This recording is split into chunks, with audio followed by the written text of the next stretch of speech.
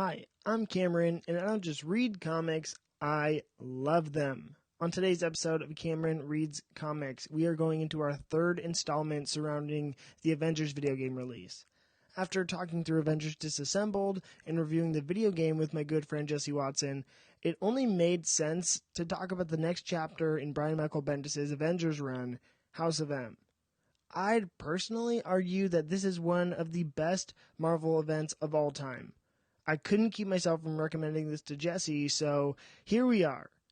Also, for my MCU fans eagerly awaiting the release of WandaVision, I think that you're going to see some major influences from this work as well as some other books that we'll talk about in the pod.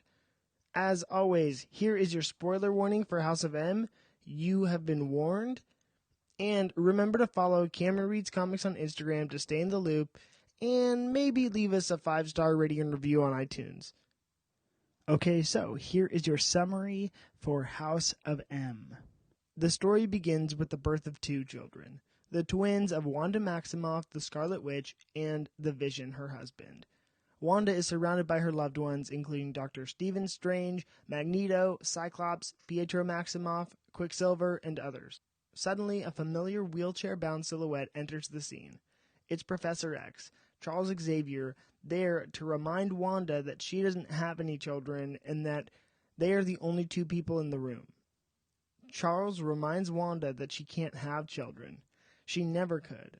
Wanda pleads with Charles to let her keep her babies. Charles tells her to fix the world, put it back to normal. She can't be toying with reality like this. Charles brutally reminds her that her children never existed.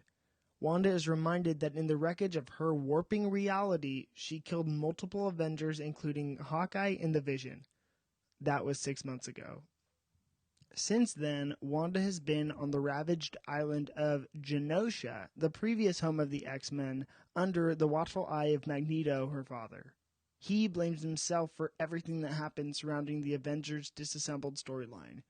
Now is probably a good time to remind you guys that we have an episode summarizing and talking about Avengers Disassembled just 2 weeks ago. So, if you don't know what we're talking about, maybe you want to go check that out.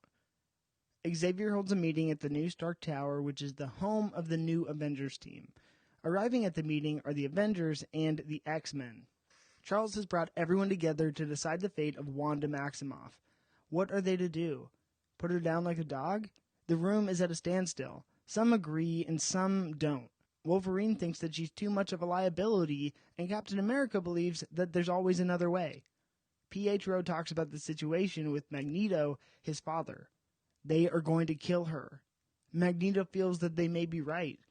Magneto's at a crossroads and he doesn't know what to do. He feels shame for failing his children, but Wanda is so dangerous. He doesn't have the answer.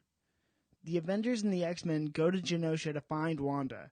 As they draw nearer to her, they are surprised to find a white light that only grows greater. Suddenly, Peter Parker wakes up in a bed to the sound of crying children. The woman lying next to him, his wife, isn't Mary Jane Watson, it's Gwen Stacy. In Hartford, Connecticut, Scott Summers makes breakfast with his wife, Emma Frost.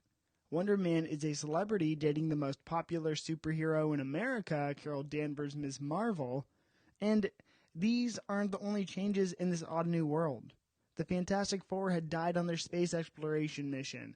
Dr. Stephen Strange is a psychiatrist counseling the Sentry. Sam Wilson isn't the Falcon, he's a detective. Luke Cage is now the kingpin of Hell's Kitchen, and he just killed Wilson Fisk. Scott Summers and Emma Frost are married. Kitty Pryde is a teacher in Cincinnati, Ohio. Colossus works back on his family's farm in Russia. One of the most important changes in this brave new world is that Logan is now the head of S.H.I.E.L.D. Wolverine wakes up as if he's had a bad dream. As his memories come flooding back to him, he jumps off the helicarrier he's currently on and gets to Winchester as fast as he can to the home of Charles Xavier. Except, in this world, Charles Xavier doesn't own the home. The same family has lived there for the past 15 years. As Logan heads back to New York City, he finds Stark Tower. He gets caught with his S.H.I.E.L.D. team, and a fight erupts between him, Jessica Drew, Nightcrawler, Toad, Rogue, and Mystique. He's able to evade capture as he hops onto a motorcycle to get out of their sight, But suddenly, Logan rides directly into Cloak and rides through him to the home of Luke Cage and a rebellion group. The next person to enter the building was the recently deceased Hawkeye. He's alive? Hawkeye tries to get Logan to remove the tracker in the back of his neck that S.H.I.E.L.D. had placed there. And when Logan doesn't do it as quickly as requested, Hawkeye shoots him! Now, this would be the end of our hero, but come on, it's Wolverine. He has a healing factor. He wakes up and he asks if they removed the tracker for him. They didn't, and now they're out of time. Some new Sentinels have broken into their bunker, but this time they're not hunting mutants. They are hunting Sapiens. In a destructive battle, Cloak takes the team to what was once Wilson Fisk's office in Uptown. As they regroup, Logan meets a young girl named Layla. She says that she woke up yesterday and the world is wrong.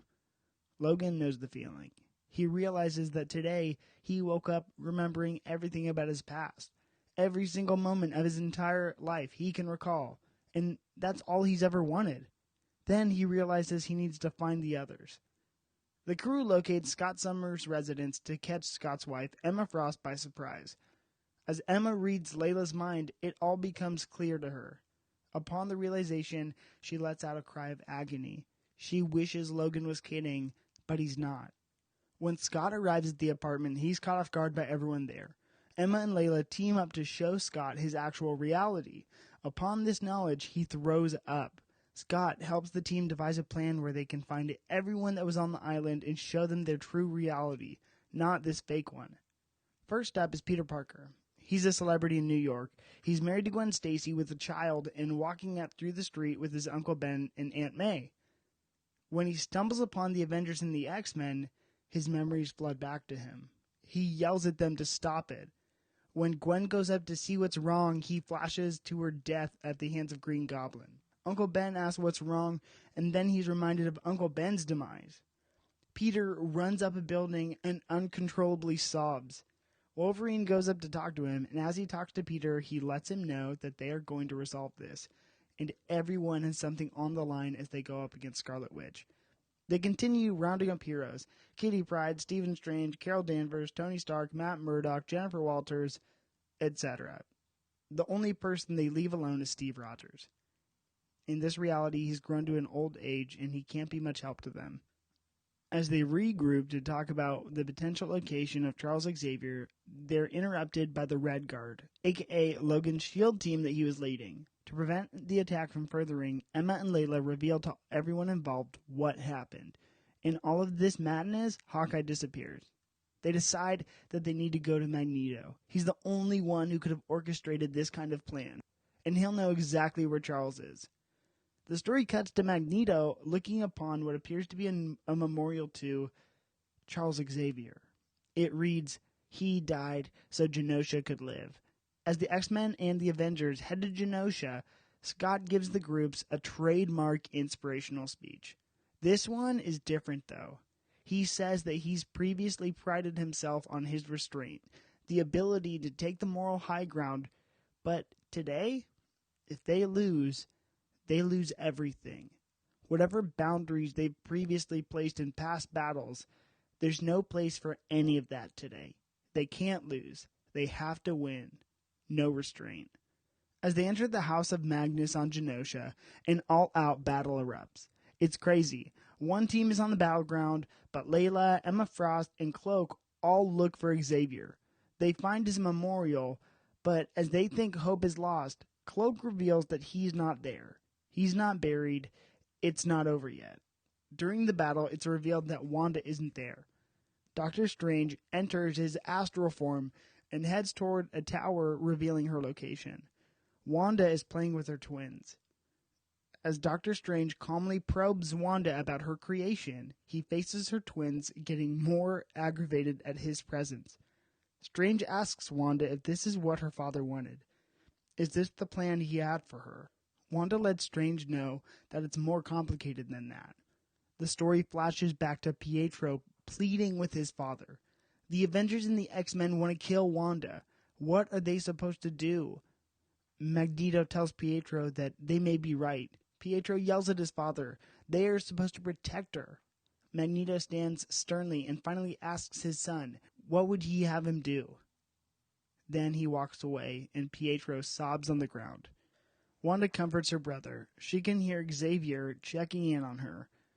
Her and Pietro admit to loving their time on the Avengers. Wanda is ashamed in how it ended like it did. She wishes that she could take it all back. Pietro tells her that she can. She can take it back and make everyone happy. She could use Xavier's powers and hers together to give everyone everything that they've ever wanted. Wanda, he reasons, why would you be given this power if not for this reason? It might be that this is what you're supposed to do. If she doesn't do it, they're going to kill her. It is then that Doctor Strange is met with the shocking and awful realization that it wasn't Magneto. Strange asks Wanda where Xavier is, and she can't answer. She suddenly falls to the floor, only to reveal an arrow in her back. Hawkeye attempted to assassinate her. Wanda can't be destroyed by a man that she herself brought back to life. Hawkeye begs to know why she killed him, and when he tells her that she doesn't know what she's done, her son yells at him to shut up. Simultaneously, Hawkeye's body disintegrates in front of them. Wanda says it was an accident. She can't control it anymore. During her battle below them, Pietro has gone crazy. In order to gain control of the circumstances, Magneto halts the onslaught and declares Pietro tell him what he's done in his name. He's destroyed everyone and everything, and he used Magneto's name to do it. What right did he have? Scarlet Witch sees her brother and father fighting with one another, and she desperately tries to stop the brawl. Magneto, in his ferocity, nearly kills his son. Wanda revived Pietro, and she tells her father, he only wanted you to be happy. In a beautiful and sorrowful explanation, Wanda tells Magneto that Pietro was right. You ruined us before we even had a chance. As her heart breaks reflecting on the childhood she was given, she realizes that the problem is mutants. So, one of the most powerful mutants rewrites reality, uttering the phrase, "No more mutants."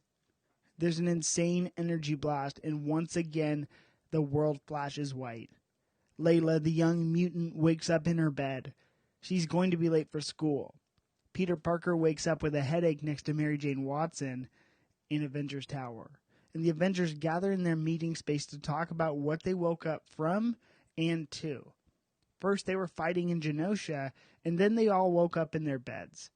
But the worst part is that some people don't remember what happened.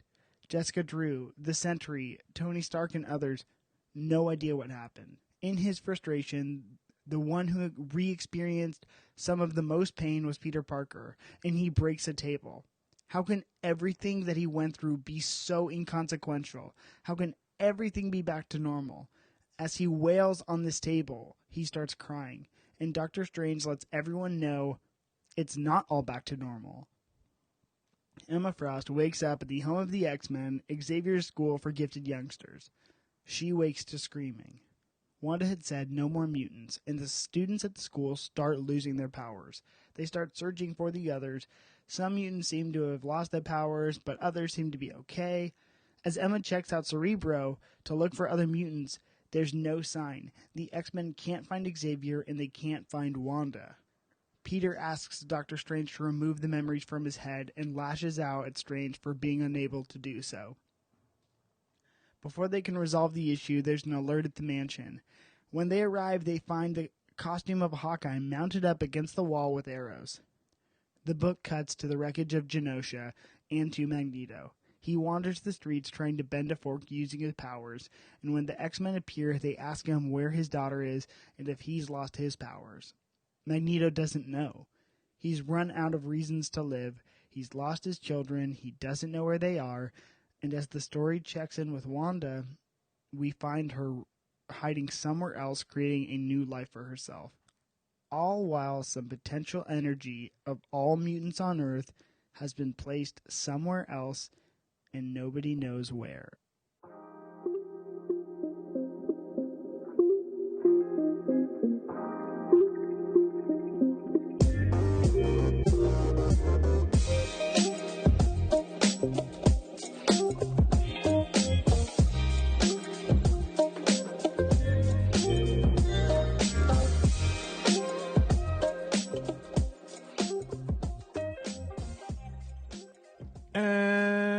back. We are back. We are back with another fabulous episode of Cameron Reads Comics. Hi, Jesse. Hey, buddy boy. What a glorious day today is. Isn't it? We didn't even plan for a recording session, and here we are. Here we sit. You guys and I. You guys are so lucky to be able to hear from me and Jesse 3 weeks in a row. You're welcome in advance. That's a little arrogant, but I'm glad to be able to do this, and I'm glad Jesse's doing it with me. Hey, I'm glad to be here, buddy. Look at that. I'm glad you're here too. I'm so happy that I'm able to read all these comic books. These glorious comics. Yeah, man. Cameron gave me his password to his treasure trove. He I said, did. Here's the keys to the safe, buddy. And I said, oh, no. I don't want to break anything. And in return, Jesse gave me his Amazon Prime, which I've been using to watch The Boys. His Amazon Prime. So it is delightful. And actually, we are approaching now, I think, by the time this is airing, the season finale for season 2 has already been aired. I got to catch up. Honestly, if you guys needed a plug for Avengers Disassembled, I plugged Czarface, which also go listen to Czarface again. But everyone should be watching The Boys. Yeah, I haven't. I mean, I started it. You watched season 1 though. Yeah. Binge season 2. You're great. I will. You are not doing anything Don't you wrong. tell me what to do. I'm like, watch it if you feel like it. So that's the plug this week. Go watch The Boys. Okay. It is really good. But we're not talking about The Boys today. We are talking about House of M. Oh, you know what I meant to do, but I didn't? I was going to rewatch the WandaVision trailer to see if it tied into this. If you want to, we can pause right now and watch it. No, it's okay. I've only seen it once. Okay. I missed everything, including the cradles. Oh, yeah, no. So this is, we talked about it a little bit at the Avengers Disassembled episode, I think, or if not, just impersonally. So I guess my first question, House of M, Jesse, what were your initial thoughts? What did you think? I quite enjoyed it. Initial thoughts are kind of like, they're like, you get into it and, it's Wanda, kind of where we left off from Disassembled. Mm-hmm. Absolutely. I think when I looked at kind of publishing history, I think that this the first book of House of M came out either at the beginning of New Avengers or this book kind of really starts off with the ramifications of Avengers Disassembled, and then is comes to head at the fruition of the new Avengers run. So that's why the Avengers team that it's showing is Wolverine, Spider-Man, Captain Marvel. It's not your standard Captain America, Iron Man, Luke Thor Cage team. is in on it. Yeah, exactly. That's the new Avengers all over. So, are you to assume that Magneto takes her from the end of Disassembled, and this is where he brings her to Charles? He brings her to Genosha, yeah, and her and Charles is because at the end of Disassembled, Magneto takes his daughter and goes to Genosha, which was once a populated mutant island that, they made a utopia, which you'll see more of. It's honestly, lately in the comics, they've been reusing Krakoa, which is, I think, the more appropriate mutant island. You know what Krakoa is. Krakoa is where, giant-sized X-Men, Wolverine joins the X-Men, Storm joins the X-Men, that single issue. Oh, yes. That's the island they go to. I am familiar. Isn't it the island that has a bunch of messed up things on it though? Yeah, but they kind of I wrote a paper on this, but it's they re-signify. They change the meaning of that island to mutant kind, and they kind of make it their own. It's awesome. Yep. So also go read House of X. But with where the story is now, Magneto took Scarlet Witch to Genosha, and that's where it's an abandoned island that was once home for all the mutants. And Wanda is there kind of trying to get healed, or they don't know what they're going to do with her. Yeah, she's far from healed. Yeah, she's I mean, it opens up and she's having the babies again. Yeah, first panels of this book is childbirth and sequence. And how did you feel about that splash page or the audience who attended the birth of her twins?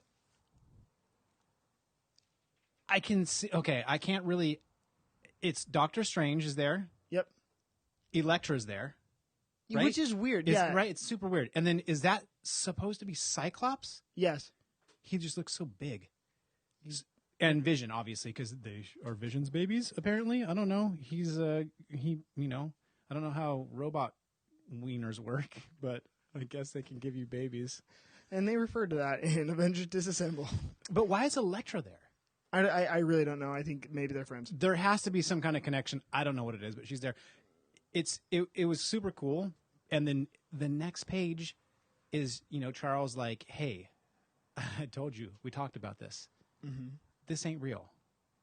But I feel like Charles comes in a very like aggressive and like Wanda, like almost like he lost his patience with her. Like he tells her to stop. He comes need in to stop now. Like he's not having it, and then she loses it, and it's freaky because like does she like just zap the babies and everything? Oof. Yeah, and then you kind of. I love Sam Mendes. I'm referencing Revolutionary Road, but it's like you see a hollow shell of Wanda and like what she was. Like she is broken, So you're comparing her to Kate Winslet. Oh. In Revolutionary Road with Leonardo DiCaprio. Oh, I thought you meant that Tom Hanks movie kept talking about. Road to Perdition. One day we will do like a back-to-back Lone Wolf and Cub, then Road to Perdition episode. Because that's like kind of simultaneously the story. And then we'll just listen to Wu-Tang Liquid Swords the entire time. Yeah. That's the sample that they use in that album. We are all over the place with references today. That doesn't matter. But it is great. Follow us if you will. Every reference that we are making is A+.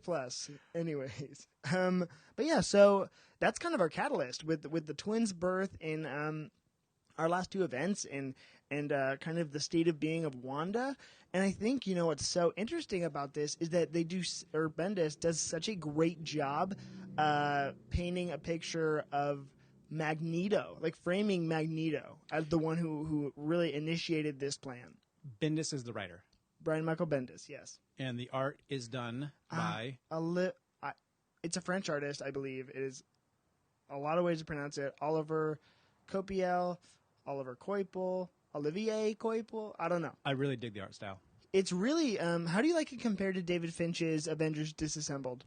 Which that one I feel like was way more Americanized, bread and butter, solid. While it may be different because he's a French artist, it still has the very distinct superhero feel to it. Yeah. Maybe a little less polished, but I like it like this. Yeah, it's very, I believe so too. And when I look at this art, I think that he did such a good job. He can build a world, and I think you can really kind of see the world that he built come to life in his art style. Like, I don't know if I would cross over David Finch to do this event. You know what I mean? Why not? I don't know. I just think this style works better. And you got to see, and for the fans too, go check out this guy's Thor art. It is ridiculous. Okay, I will. Okay, I will show you that later. I'll plug it later. Okay, so I guess going right into the event, into the nitty gritty. So Scarlet Witch builds a new reality, and she gives every X-Men Avengers character everything they've ever wanted, and that's like the status. So for Magneto, he wanted mutant kind to be the dominant force, which is honestly Magneto's right. They should be, but I guess my first question for you is, how did you feel about Logan being the one remembering the past? Well, first of all, I'm a huge Wolverine fan. Great. Like, that was like one of my earliest introductions to comics was X-Men, right? And then I was probably like, man, I must have been like 10 years old when that first like Wolverine run came out, when he got his first like solo series. I must have been 10 or 11. Like the OG, like Frank Miller one. Yeah, the OG Frank Miller with the claws on the front, the orange cover. Okay. Yeah, I still have all those books too. Awesome. Original. First Prince, yeah. First Prince, yeah. So him being the main protagonist, basically, in this book, was like the driving force for me to read it so fast. I was like, oh, I love it. It's a Wolverine book, more or less. To me, it was. Mm-hmm. So for him to actually get his memory back, which, for those that don't know, Logan's always been the guy that doesn't remember anything ever, right? So that's what he's always searching for, is, who he is. So for him to get it back and then it almost seemed like he got it back and then he didn't want it almost. Yeah. You know what I mean? Like it wasn't like it wasn't like a character change for him. Like it was like he got what he wanted, but it didn't matter in the scheme of his character arc. I feel like I think everyone got what they wanted, but it's not how they wanted it. Like they didn't want a new world. Peter Peter Parker's kind of thing for me is a big one, but he didn't want a new world. He just wanted his previous memories back, I felt like if anybody, Peter was the one that wanted it. He got conflicted, but I feel like he wanted that world. He did. No, everyone, I think the House of Magnus idea and the House of M universe is the principle is everyone got what they most wanted. So Captain Marvel wanted to be the most famous and most adored superhero. Wolverine wanted his memories back. Peter, he wanted his Uncle Ben and Gwen Stacy and everyone to live happily ever after in that world. So I feel like everyone wanted those things. They wanted what they got, but not like that. Right. Like Luke Cage, What was Luke? What was his? He was Kingpin. He was Kingpin. Yeah, he was they made him a gangster. Yeah, and okay. My next question was, what did you think about everyone? How did you feel about everyone's placement within this new reality? Well, I mean, if that's what Luke Cage always wanted, then why isn't he just the Kingpin of Hell's Kitchen?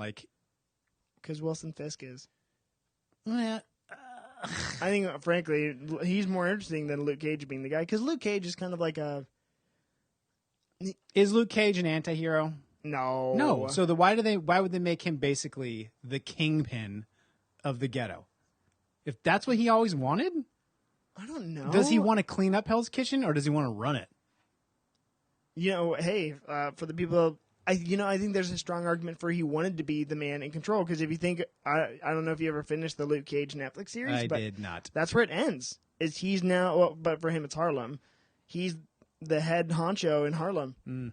And Stephen Strange was a psychiatrist as opposed to being a surgeon or a doctor. So, how did you feel about with the reasons? Kitty Pryde was a school teacher. Sam Wilson, the Falcon, was a detective. Were there any that stuck out that weren't right for you? How's that? Not really. I mean, that one that, Luke Cage being he's not he's the slumlord or anything, but that one was whatever. I thought that the Doctor Strange one was cool. Wait, what was Iron? Did they show Iron Man? I think he was just normal. He was just a normal dude. Oh, wait. No, he wasn't. He was still a millionaire because that's what I mean. Wolverine goes regular, looking for him. He's Tony Stark still. Rich guy Tony Stark. So Tony wanted nothing different. Well, I'm sure he's already got it all. He wasn't quite Iron Man. I don't think he got kidnapped and became Iron Man. I think he was just billionaire playboy, weapons manufacturer Tony Stark, and so he never had that great tragedy. He never lost Ho Yinsen. He never got abducted. All that. The one that was cool also was Captain America just being old. I was going to mention that, and that was one of my favorite ones. And I love that they left him there like that too. Yeah, he never got frozen, right? He's just old. Yeah, he's 100 or whatever. Yeah, they go to get him. They're like, we can't use him. He's old. Just let him be, right? Yeah. So if everyone got what they wanted, what happened to Charles? I think I actually was rereading it to do the summary for this episode, and he just wants to be dead. Is he dead? He's not. I don't think he wants to be dead. I think they kind of just put him on a shelf, and I think the way Wanda built that reality is she got rid of Charles. She had to make the mutant kind become dominant, and with him there, it couldn't happen. But he was not. He wasn't in that grave. He wasn't in the grave at the Magnus House of M. That's what House of M stands for. Yeah, man. See some stuff I just don't pick up on until Cameron says, "Hey, dude, I've read it 3 times." Guess what that giant mansion was that they were in? The House of M. I thought it was a metaphor for the house that Scarlet Witch built. I don't know, man. It's the House of Magnus, and it's weird because people think that his name was like Eric Magnus, like Magneto, but it's Eric Lencher. So I don't get it. But where the hell does Magnus come from? they like, there's been like other times where they change his name, and I don't know. It's comics. They do what they want. Exactly. Continuity is up for debate, pretty much. Yeah, I mean, I don't think they ever find Charles. No, a guy, Cloak guy. Yeah, Cloak finds out the grave's empty. He says, "Yo, this thing's empty. There's not a body in it. But where's Charles? Boom, boom, boom. Who knows?" You know, we don't know what happens to him in the House of M because I was just looking at it, and the world explodes, and then they wake up and they're back, and there's no more mutants, or allegedly. Right? No, there's no more mutants. Well, there's several. I think it limits it to like 200 mutants, which frankly is kind of good because there's more than enough mutants in X-Men in continuity as is. So yeah, they'll always find new ones. Because like if you think about it, Bobby Drake was really the only one who lost his powers, but Emma Frost had hers. Wolverine has his still. Okay, but no. Okay, hold on. Sorry, I didn't mean to interrupt you with the blubber blub right there. But the mutants that stuck around were the ones that were there in House of M world. Those are the ones that didn't get wiped. No, I think there's others. I don't know. I never read X-Men after this. I took it for everyone who was there and was able to get like protected by Emma and maybe Cloak, or I don't remember what it was. And Layla. Yeah, they didn't get zapped. Everybody else got zapped. I think. Could be. I don't know. A lot of these ramifications are like we read the event book itself. There's a lot of tie-ins that could probably paint a better picture of what happens, but we didn't read that. So the one question I had, going back to like everyone got what they want. So Logan Wolverine gets what he wants, which is his memory back, but he also is the leader of S.H.I.E.L.D. He's basically Nick Fury, which didn't make a lot of sense to me. He had his like own elite task force called the Red Guard, and that's who like Mystique was doing, and Nightcrawler and Toad. That was his crew. Yeah. So what? What, like that's what he's always wanted. I mean, he's got the X-Men. He's been the leader of Uncanny X-Force. Yeah. X-Force.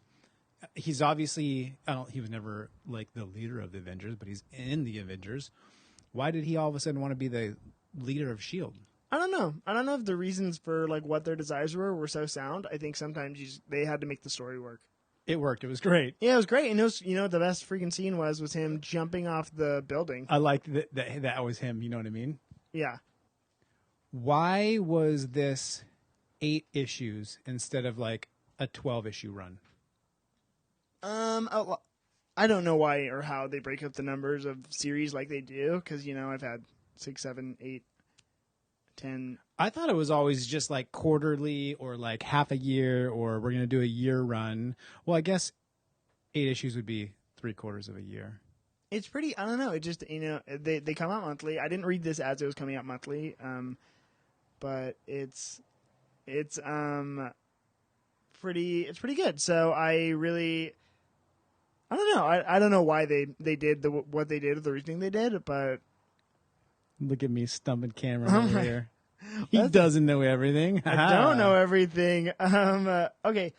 Who's your favorite character as we read this? Guess. I think that was a silly question. Your favorite character is Wolverine. Yes, it is. Yes. Oh my gosh. And I really enjoyed that. I got to. He was the protagonist of the entire story. Yeah. Yeah. Basically. He was. Yeah, the way you told it to me earlier when we were just kind of like talking about it was like we spent the most time with him. And I think that's the right answer, that he was, because at the time this was being written, he was a member obviously of the X-Men and the New Avengers. Like he was one of the top 3 in the New Avengers. And if we're talking about driving the plot forward and moving the story forward, he's the one that remembers. So he's the one that's got to go wake everybody else up, and he was basically the main driving force behind getting out of the House of M world. Yeah, absolutely. And so I think, he was good. And I don't know. Personally, I'm like, a lot of my opinions are like, okay, I could use less Batman, less Superman, less Wolverine in my Marvel. I'm just kind of like, I get it, but I like him. When he's used well, he's used well. Like sometimes I think they just give him too much power. Like him getting all his memories back, I think that makes the most sense. I think that is what he wants the most. The whole scene and when he's going through the chase and then when he's looking for Charles, and I liked all of that. I thought it worked so well, and even dude, he just hucked himself off the helicarrier. That was sick, and I was like, that is so cool. Yeah, like I'll heal. And it's like he remembers everything, and I'm like, what are you doing? Like what? Or like the way I think about Scarlet Witch, I'm like, he remembers everything. I'm like, he remembers everything. What the heck? He knows this isn't right. Yeah, pretty silly. I let me ask you this too, just because this is the way I feel. I feel like Wolverine's always been a fairly popular character, but it wasn't until like the X-Men movies where he really got forced to the forefront of Marvel as like he was almost like he overtook Spider-Man for a moment.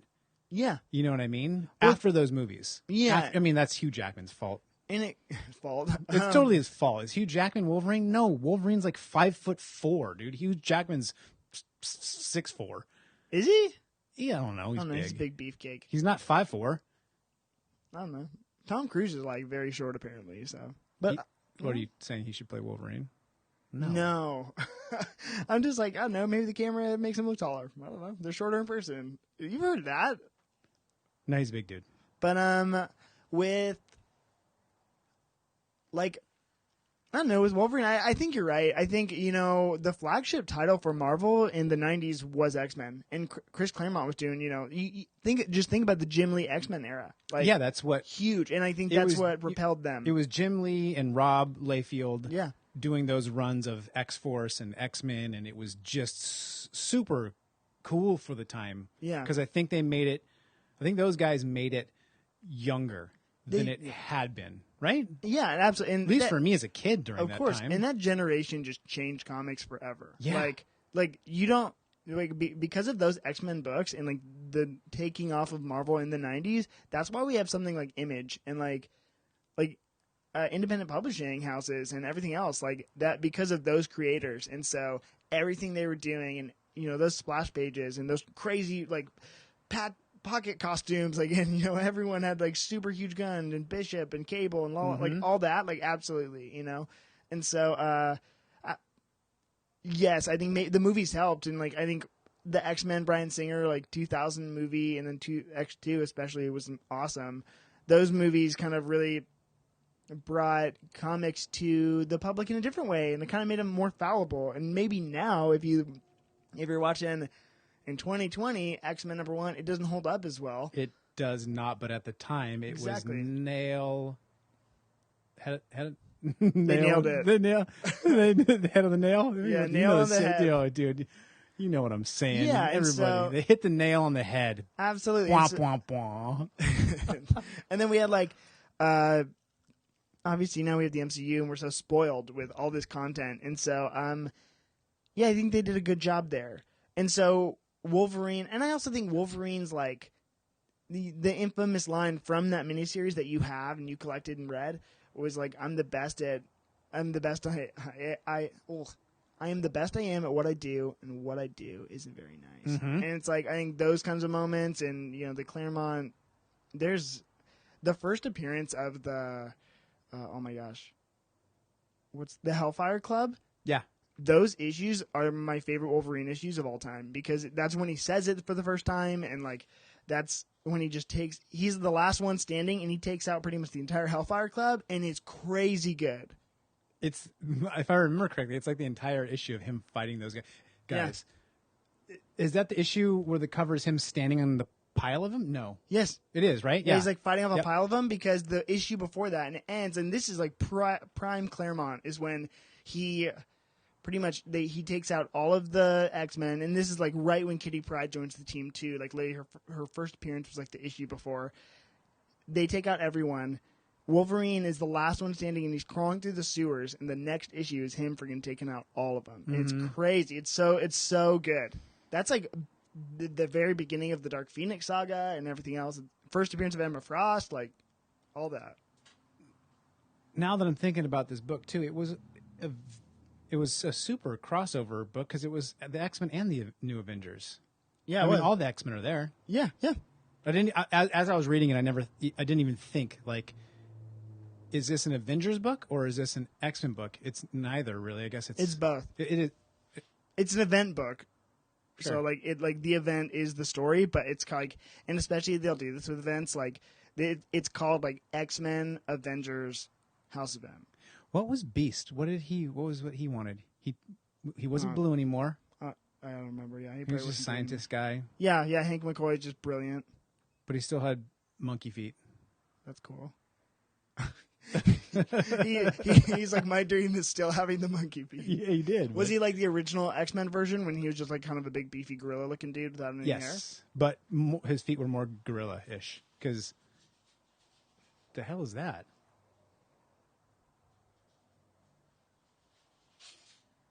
Do you hear that? Hangers. Oh. The hangers, yeah. You can edit that out. Yeah, we will. Yeah, the Beast. Okay. Oh, wait. I never talked about my favorite character. My favorite character, and actually, I guess it'll go in my next question. My favorite moment of the entire thing. When Spider-Man... So they have Layla and Wolverine team up, and Spider-Man... Like, they get to Peter Parker, who actually is kind of a celebrity. He's revealed his identity, but he's with Aunt May and... Uncle Ben and Gwen. And he's married to Gwen Stacy, which makes the most sense. And he's got a little kid. He's got a little baby boy. And he sees everyone. And then, they do the great sequence of Layla flashing her eyes with Emma Frost. And boom. He freaking loses it. And I thought that double splash page, all those moments they included were perfect. And then as soon as he sees Gwen, his brain flashes to pretty much her being dead on the Brooklyn Bridge with Goblin. And it's like, oh my gosh. He goes upstairs. And another great Wolverine moment, too. And I think they kind of nailed his character with this, Wolverine and Peter. But you kind of realize how much tragedy that character has been through. Like... He's lost his Uncle Ben. He's lost Gwen Stacy. He can't quite have a family. His search for normalcy. Like, you just kind of realize every tragic thing that's ever happened to Peter Parker in that moment. And I think it's a very, like, whoa, so sad when he starts sobbing, like, ugly crying on the roof. And he's like, how could they have done this? And Peter, who in the past 2 stories has been the voice of reason... He's like, okay, so I can count on you guys to kill me. Thanks a lot. Yeah. That's the first time he's like, Logan, I'm going to kill them. Meaning... I'm going to kill Magneto. I'm killing Magneto. I'm killing his kids. I'm killing all of them. Yeah, it's like, tell me this is Mysterio. Tell me this is a joke. And Logan even says in that, like, because it's a beautiful, like, splash page. Logan's like, yeah... He's like, I'm going to kill him first. Like, it's like, what? It was basically like, you got to beat me to it. Exactly. And it was a good, kind of like comparison of, Peter's always the hero, right? And Wolverine will do what it takes to get the job done. Yes. And, Peter was saying, like, he's lost it. He's turned into what Wolverine almost is, right? Mm-hmm. And he admits that. And then Wolverine doesn't even let him have that moment. He's like, you ain't going to kill him first because I am. Yeah.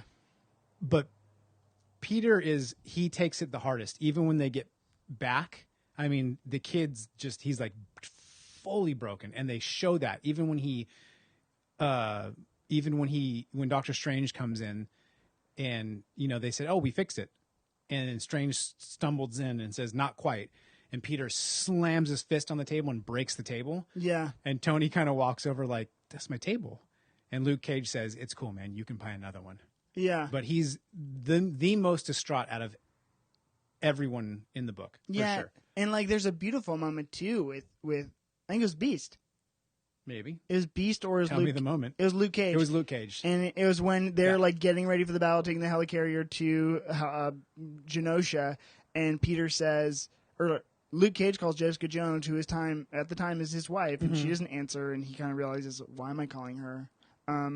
And Peter wants to call Mary Jane, and he's like, still so distraught about the whole thing. And Luke says to him, you are not the one keeping her from being successful. She's not more successful because you're not in her life. And it's like, oh my gosh, like, yeah, some of the event stuff is convoluted, but I think there are some moments in this book that Bendis just nailed. and I couldn't remember if it was that moment with Luke Cage or if it was a moment with Wolverine. There's a moment where one of those strong characters, I think, puts their arm around him and like hugs him. Mm-hmm.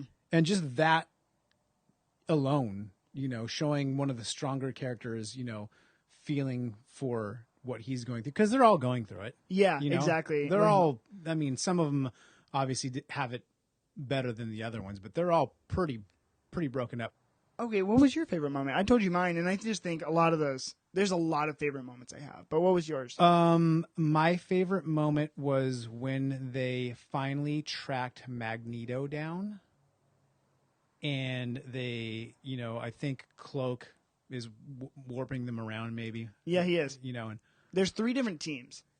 They find Magneto, and I don't remember. He ends up pinned on the ground. Wolverine's on top of him, and he goes to like move the fork with his mind. Yes. Right?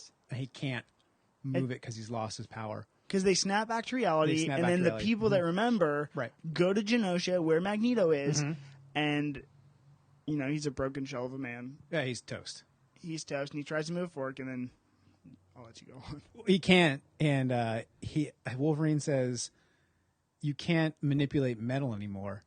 Or something along those lines. Because everyone lost their mutant powers. Right. But then Wolverine says, I can. And he sticks his claws out. And he puts them just enough into Magneto's cheek that it looks like it might be drawing blood. And the way it's drawn is just, you can feel his claws on Magneto's face. And I thought it was done really, really well.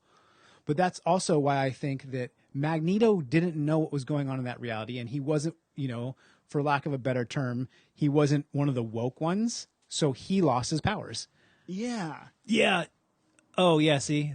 Yep, isn't that a great panel? Just this tiny little box right here where his claws are just enough, barely puncturing his skins. I pulled up Skinny the page. skins. It's on issue 8. It's towards the very end of the book. And it's the whole book's beautiful. And I really like the way that he drew the X-Men's costumes. Like it's like the black Cyclops costume. It's less blue. Like Cyclops is always blue, right? Yeah. This is like dark navy. Wolverine's got his orange suit on. Orange, yellow. Man, I don't know colors. Well, there's the orange brown suit. Yeah, the orange brown suit. He's got his classic X-Men yellow suit that usually has royal or navy, but this one's like almost black, and it looks super cool. You know, Beast looks great, is drawn great, Kitty's drawn great. I mean, Colossus never looks different. No, has anyone ever drawn Colossus different? He always looks like that. I love Colossus. Him and Kitty are my favorite X people. Really? Yep, 110%. Colossus. He is like honestly, in a book with so much like really like moral relativism, or like, you know, everyone's kind of an anti-hero and everyone's motivations are like blah, blah, blah. Even you can't even trust Charles Xavier in the X-Men. Scott is known for being a dick, and like everyone else, but he is the most morally upright and consistent character, which they kind of riff on in Deadpool 2. Of course. But I think, or Deadpool 1, whatever, in both. And in both of them, for sure. I just think he's so morally sound. And like Kitty is very much the character that you see like grow up within the X-Men. Oh, yeah, I'm not questioning Kitty. Kitty's a great character. Yeah, but Cyclops. Colossus is always just, you know, he's I get it. I get where you come from. You're making him sound like Superman. He's very, I don't know. But it's funny, though, with this book, though, when they flip to, you know, the alternate world that she has created, they put him in a field and they write him off. He's gone. He's in Moscow in the field. Well, that's what he wants, Jamie. I know, but that's a convenient way to get rid of him for the entire book. Now that I think about it, though, the comparison between Colossus and Superman is so real. Yeah, right. It is. And especially when you see him in that field. That was actually one of the first things I saw.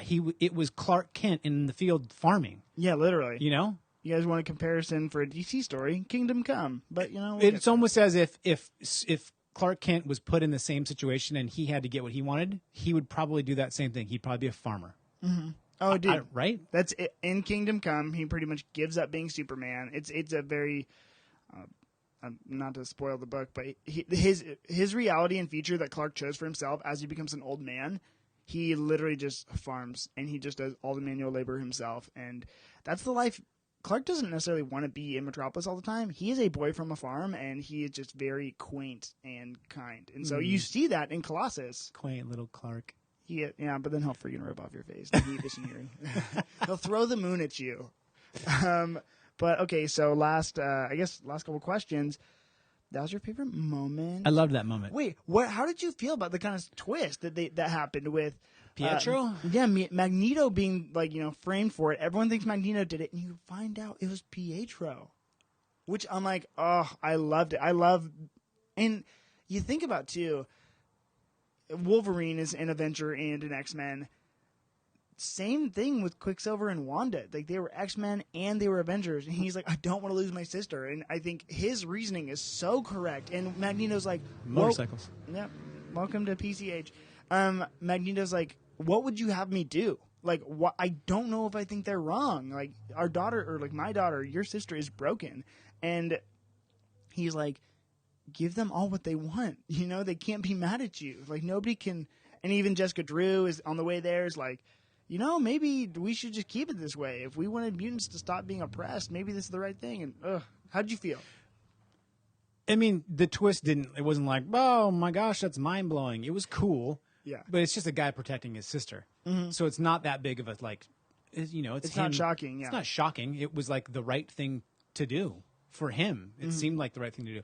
But going back, we forgot to talk about the scene between Magneto and Quicksilver when they're yelling at each other, and he's like, "What would you have me do?" Like, and they're literally screaming at each other, like, "You need to save her." And he's like, "What?" And I think he says it twice, like, "What would you have me do?" And then he yells it at him, "What would you have me do?"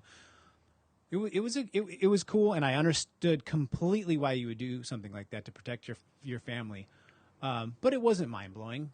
It wasn't like, boom, okay. It was more mind blowing that just the end of the book where just ends. That was too much of a just cut off for me. The book just stopped. Yeah. And that's why I asked you about the issues. I felt like they could have fit a couple more issues in there. Do they have to just end it like that, This story is part of a 10-year run that Brian Michael Bendis did on the Avengers. 10 years is a little much, but maybe 5 to 7.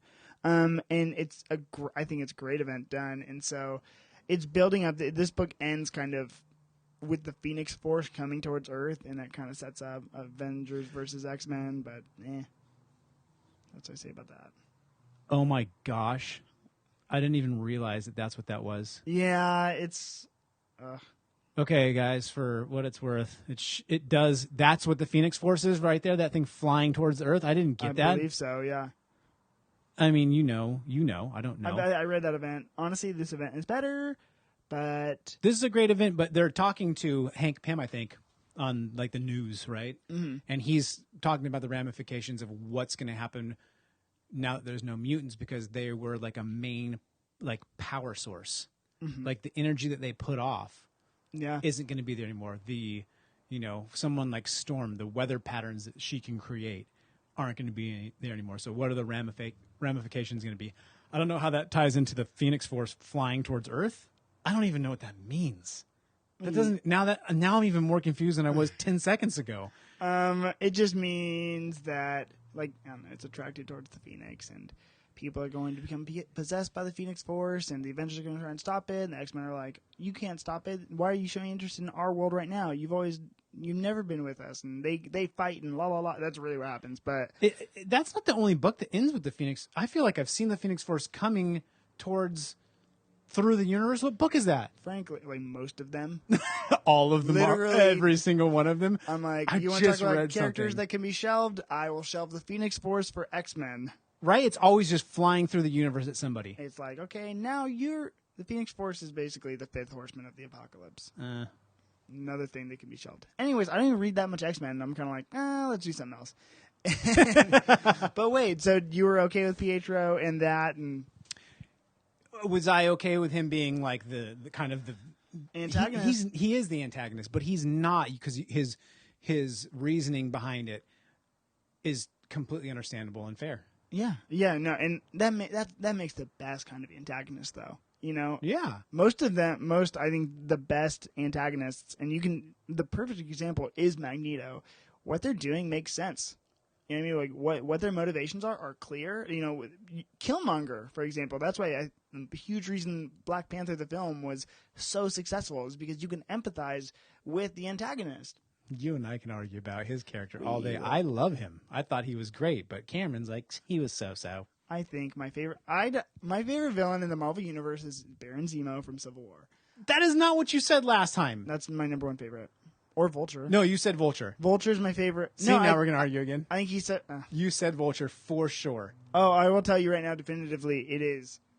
I like Vulture a lot. I think Vulture is just as successful as Killmonger, but I think my personal favorite is Baron Zemo in Civil War. Speaking of, so excited for Winter Soldier Falcon. Yeah, no, and that's great, and he'll be a great villain coming back into that one, and maybe he'll be more appreciated than he was when he was the villain. Everyone thought he was a weak villain because he wasn't used not that he wasn't used properly. I just think a lot of people overlooked what that was. Oh my gosh, it was so... And he listened to his family's voicemail, and a great Black Panther moment.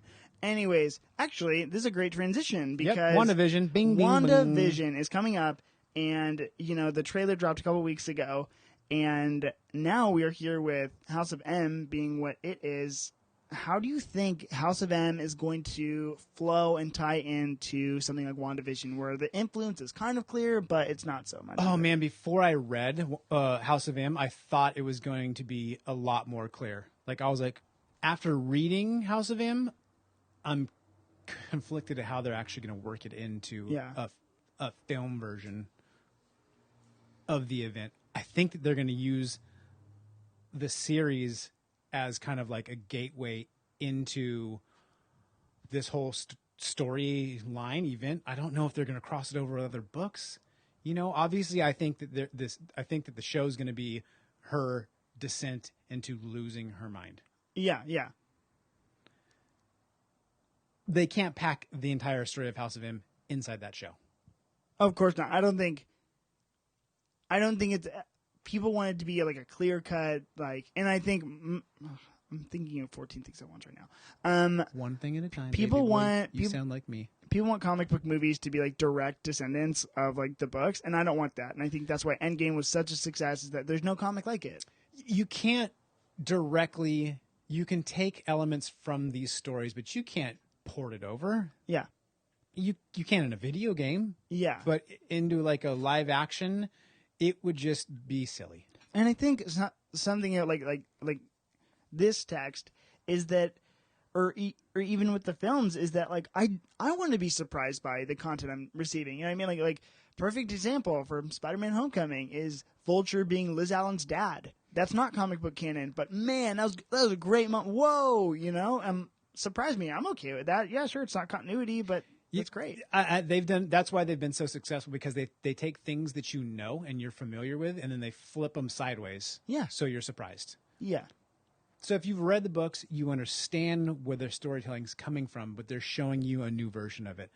I just think with this story, they're going to show her descent, and I really think that they're going to take... I don't think that they're going to do an in-game 10-year run with it, but they can run this story for 4 or 5 years. Oh, yeah. I totally think they can.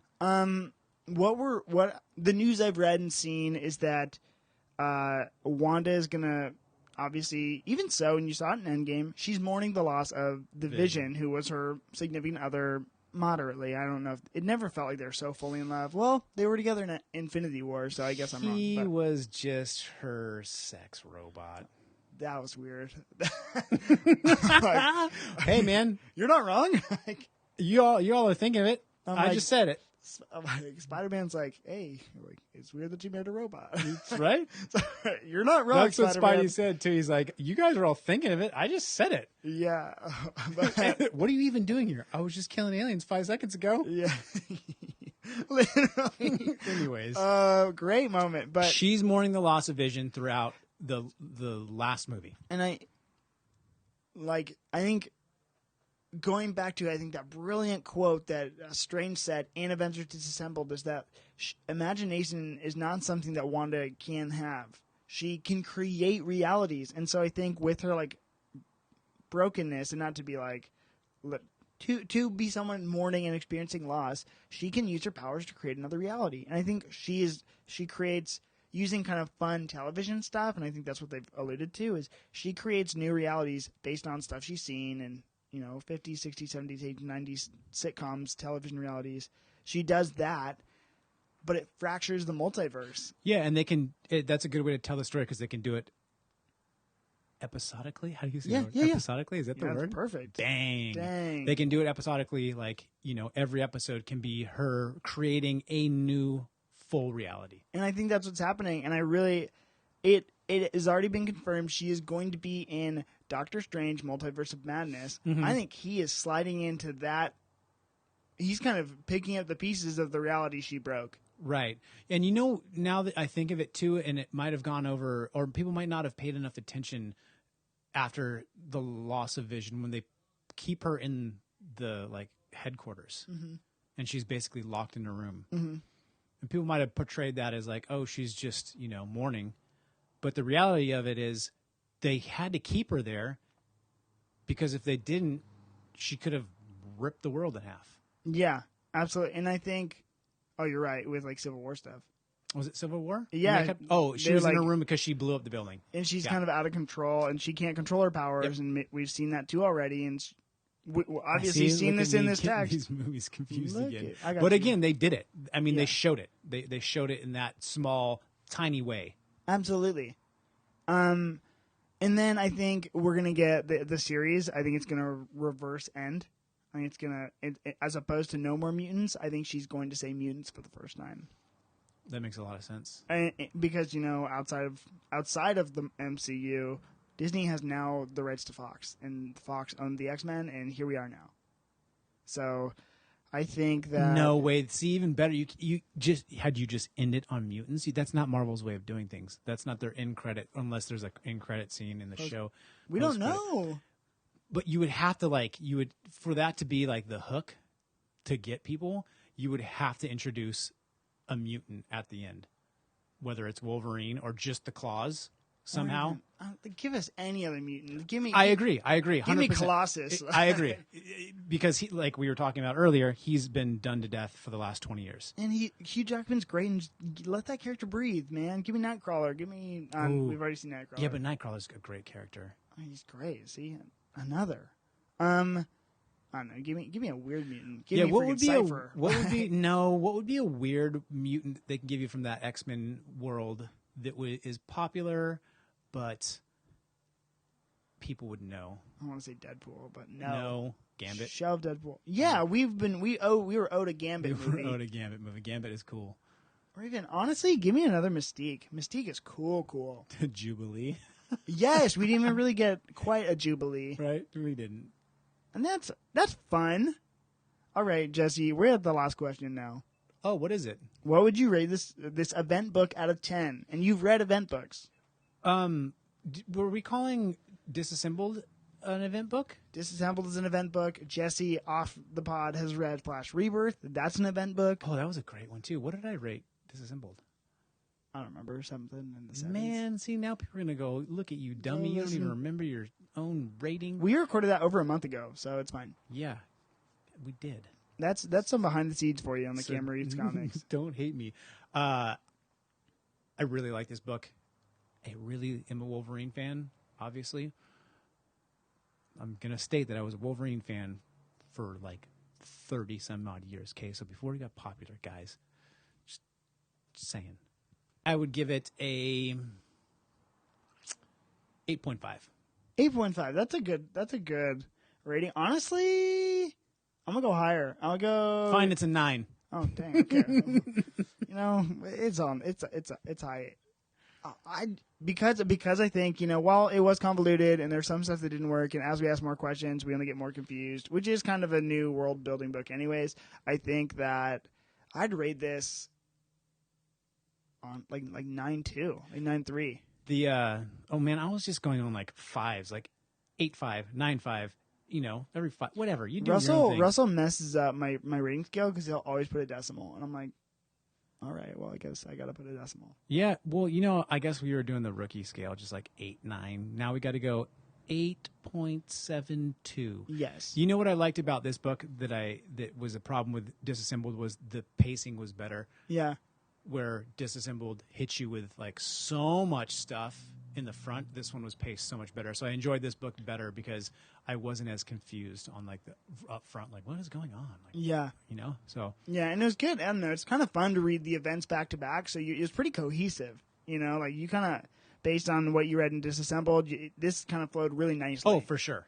Yeah, absolutely. It made a lot of sense to me. Okay, would you recommend this as a book to someone? How'd you feel about this as, like, you know, they didn't read Disassembled? How'd you just feel about this on its own? Is it approachable? I feel like it's not. Yeah, same. I feel like it's not because as we're Disassembled, you might get it after you get past the initial shock. This one, if you don't know what she's going through, you're going to kind of just be like, I don't understand what's happening. Honestly, I think I read this out of context. I might have been reading the Avengers run. I could have been. But honestly, I think this is pretty approachable compared to a lot of other things. Like, I think this is more approachable than the entire X-Men lore. Well, the X-Men's there, which is cool, and the Avengers are there, which is cool, but it's not the Avengers that you know. And I'm just trying to see if they fleshed out, you know, what she's doing. I guess so. I suppose so.